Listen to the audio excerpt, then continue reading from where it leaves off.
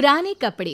दिल्ली के चांदनी चौक में रहने वाली सरला जी आंखें फाड़ फाड़ कर अपनी बहू रूपाली की तरफ देखे जा रही थी। दरअसल दिल्ली में सर्दियां शुरू हो गई थी और रूपाली ने अंदर रखे हुए गर्म कपड़ों को निकालना शुरू कर दिया था। अरे ये क्या बहू, पूरा का पूरा चांदनी चौक का बाजार तुमने अपने घर की छत पर लगा दिया है। आखिर कर क्या रही हो? कुछ नहीं मम्मी जी, बस सर्दियों के कपड़े छाट रही हूँ। आप तो जानती है ना, सर्दियाँ शुरू होने से पहले गर्म कपड़ों को धूप लगाना बहुत ज़रूरी होता है। हाँ, वैसे बात तो तुम्हारी बिल्कुल सही है। कपड़े भी कुछ ज़्यादा ही हो गए। क्या करें मम्मी जी, हर सीज़न में 4-5 नए स्वेटर खरीद लेते हैं और फिर 2-4 साल में इतने स्वेटर इकट्ठे हो जाते हैं कि उन्हें रखने की जगह तक नहीं मिलती। वो तो मैं देख ही रही हूँ, पूरी छत भर गई है और मुझे तो लगता है कि अभी अंदर से और कपड़े निकल कर आएंगे। हाँ मम्मी जी, अभी तो एक पूरी अलमारी गर्म कपड़ों से भरी हुई है, लेकिन वो कपड़े ना नए हैं। अरे तो ये कौन से पुराने हैं? देखने में तो ये भी नए लग रहे हैं। नहीं नहीं मम्मी जी, ये तो सारे कपड़े पुराने और रिजेक्टेड वाले हैं जो मैं और अभिषेक अब पहनते भी नहीं है। शादी के बाद ही ना अभिषेक ऐसा करने लगा है। पहले तो जब तक स्वेटर फट नहीं जाता था तब तक उसे छोड़ता नहीं था। हाँ मम्मी, क्योंकि अब वो जॉब में है ना, ऑफिस जाते हैं तो उन्हें उस हिसाब से कपड़े भी तो पहनने होंगे। इसमें शादी का क्या लेना देना। अरे लेना देना कैसे नहीं है? अब तुम्हें शॉपिंग करने का इतना शौक है, इतने कपड़े हैं, लेकिन फिर भी निकल जाओगी नए स्वेटर खरीदने। लेकिन मेरा अभिषेक ऐसा नहीं करता। मम्मी जी, अब इंसान का वक्त के साथ ना शौक बदलता रहता है। अब तो अभिषेक को भी बहुत शौक है। आज ही कह रहे थे नया जैकेट खरीद के लाना है।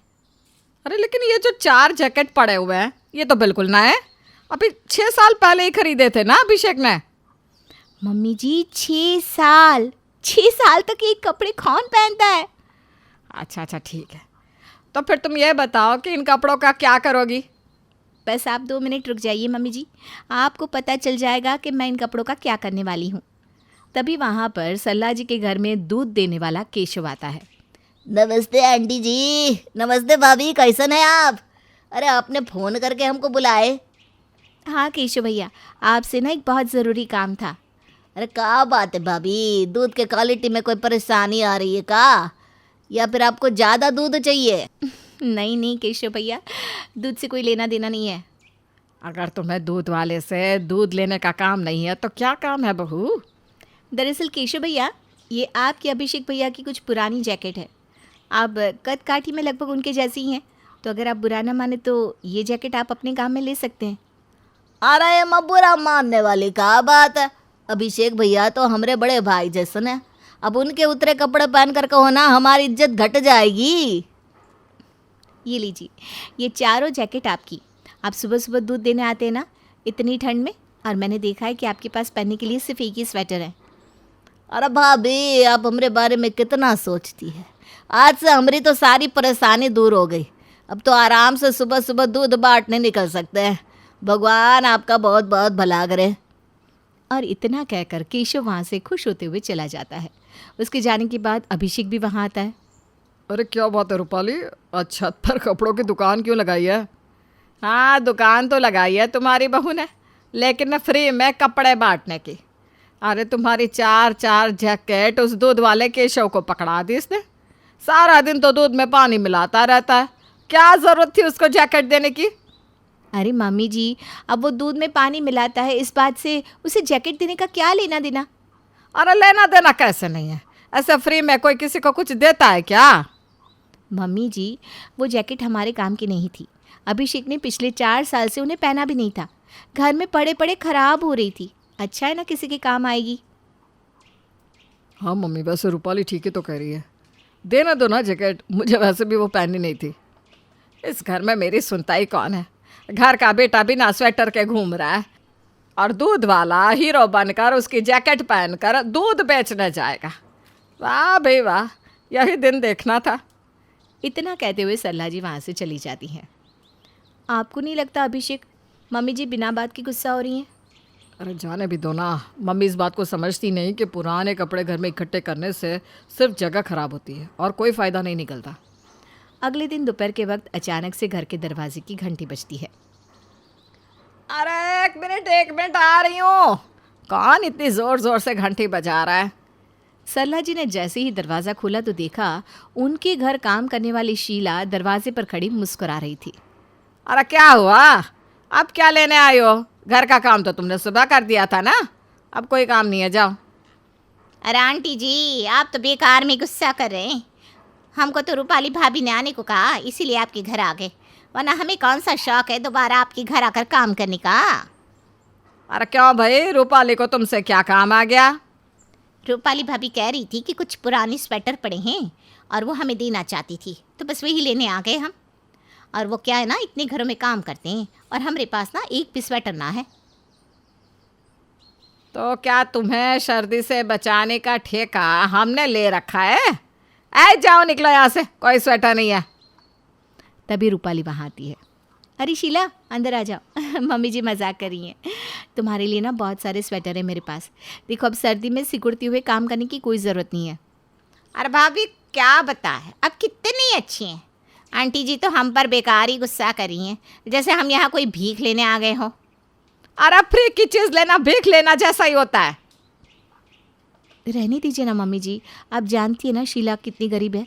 कुछ स्वेटर उसे मिल जाएंगे तो उसकी सर्दी आराम से कट जाएगी। और इतना कहते हुए रूपाली कई सारे स्वेटर शीला को पकड़ा देती है।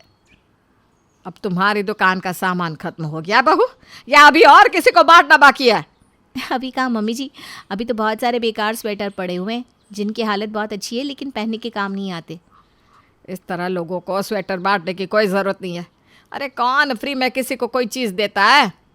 मम्मी जी, पुराने स्वेटर कोई फ्री में लेकर नहीं जाएगा तो क्या शोरूम पर बिकेंगे? अरे शोरूम पर नहीं, लेकिन किसी सस्ते बाजार में जाकर कुछ पैसे तो मिल ही सकते हैं इसके। लेकिन मम्मी जी, हर चीज़ पैसों से नहीं होती ना। कभी कभी हमें लोगों की मदद करने के लिए भी कुछ काम कर लेने चाहिए।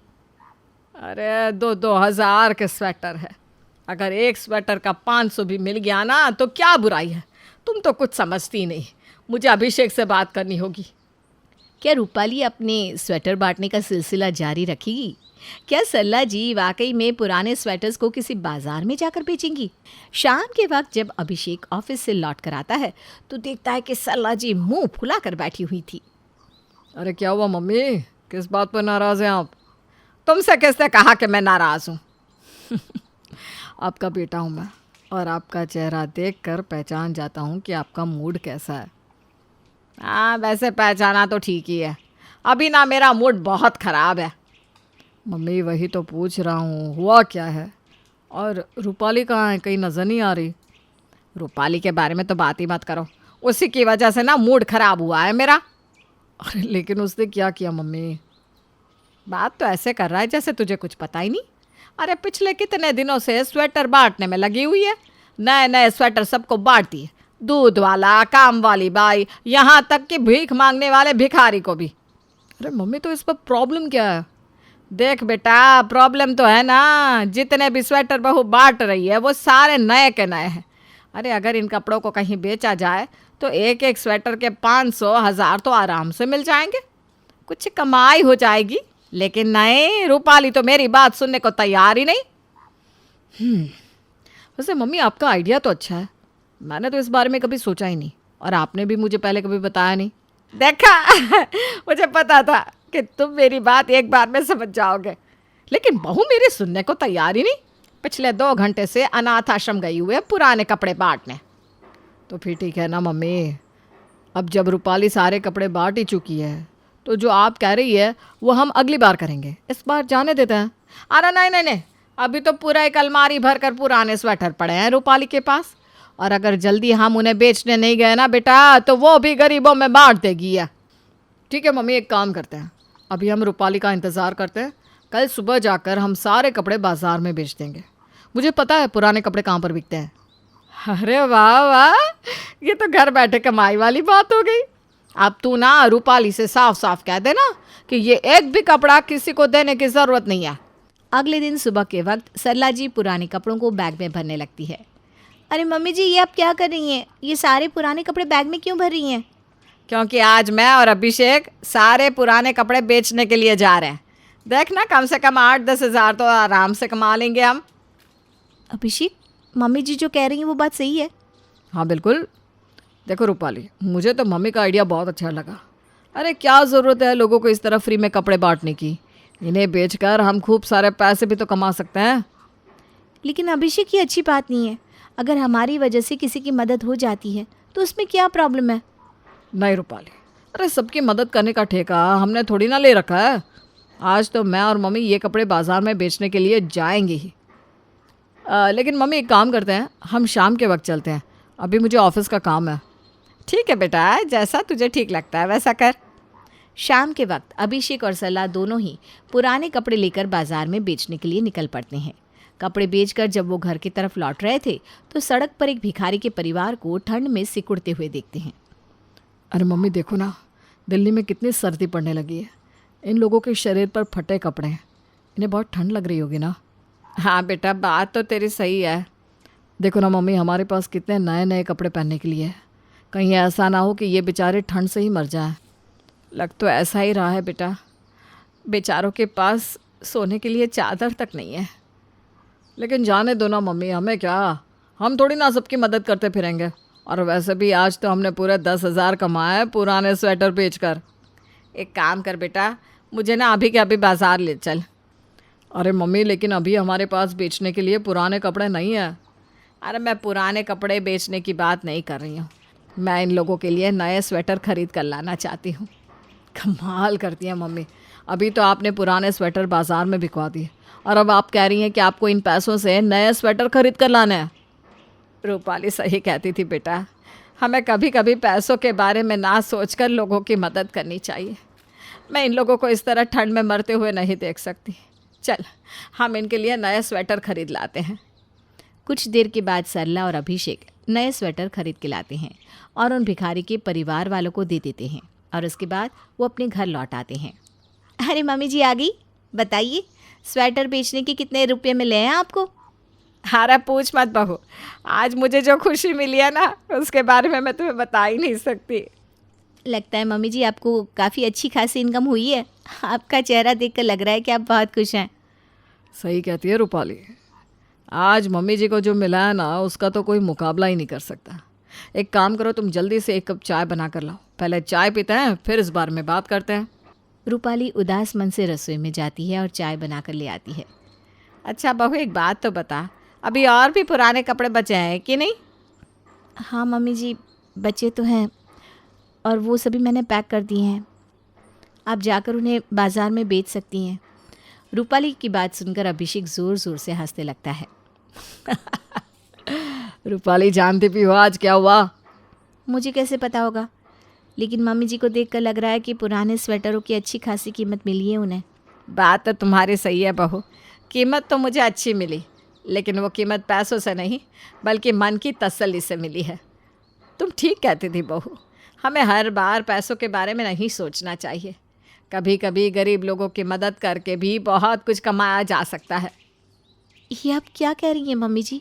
सही कह रही हूँ बेटा, और तुम्हारी बात मुझे तब समझ में आई जब मैंने सड़क पर ठंड से सिकुड़ते हुए भिखारी के परिवार को देखा।